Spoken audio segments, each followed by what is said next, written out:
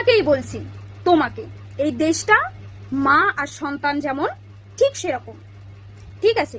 তো তুমি কি করে দেশ শাসন করবে বলো? তুমি নিজেই তো মা হওনি কখনো, তুমি কখনো সংসার করোনি, কখনো বাচ্চা কাচ্চা নাওনি, তুমি কি করে মূল্য বুঝবে এই দেশের?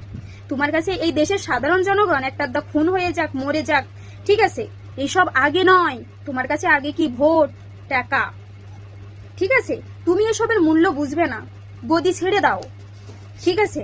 গদি ছেড়ে দাও। আর আমি সাধারণ জনগণকে বলি, তোমাদেরকে ন্যূনতম কমন সেন্সটুকুও নেই। যে যার সন্তানই হয়নি, যে সংসারই করেনি, সে তোমাদের কিভাবে তোমাদের পালবে? কি করে পালবে? যে সংসারে 5টা প্লেটে ভাতই দিল না, সে কি করে তোমাদের পালবে? দয়া করে, এখনো 29 তারিখের ভোট আছে, যদি পারো দয়া করে একে চেঞ্জ করো। এবার যদি ক্ষমতায় আসে না, লাশ ফেলে দেবে সব কটা। আর এ তো মিনি বাংলাদেশ আর পাকিস্তান কি, এটা মিনি বাংলাদেশ আর মিনি পাকিস্তান হবে না, এটা পুরোপুরি পাকিস্তান আর বাংলাদেশ হয়ে যাবে। আর আমি মুসলিমদের বলছি, দেখো ভাই, তোমাদের মোদি আসলেও তোমাদের কখনো প্রবলেম করবে না, ঠিক আছে? কখনো প্রবলেম করবে না তোমাদের। তো এরকম বলছে, কিন্তু কখনোই যেসব রাজ্যে মোদির শাসন হচ্ছে সেখানে কি মুসলিম, খ্রিস্টান, বৌদ্ধ এরা কি নেই? শুধু কি হিন্দু? এটা হতে পারে না।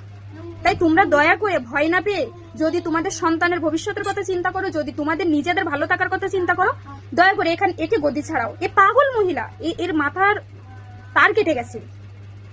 এর শুধুমাত্র নিজের পাবলিসিটি বাড়ানোর জন্য, এরা কি আসলে পাগল নাকি নিজেদের পাবলিসিটি বানানোর জন্য এইসব বলে যে সতীদাহ না পতিদাহ, ঠিক সব জায়গায় সবকিছু এরা ভুলভাল বলে। এরা, আমার মনে হয় না এরা যে কতদূর শিক্ষিত, আমার সন্দেহ আছে। আর ওই যে একটা কি যেন ওর ভাইপো একটা, হে তো স্মার্টনেস দেখিয়ে বেড়ায়। একে কি করে তোমরা এখনো সহ্য করো? বুঝছা বেটা?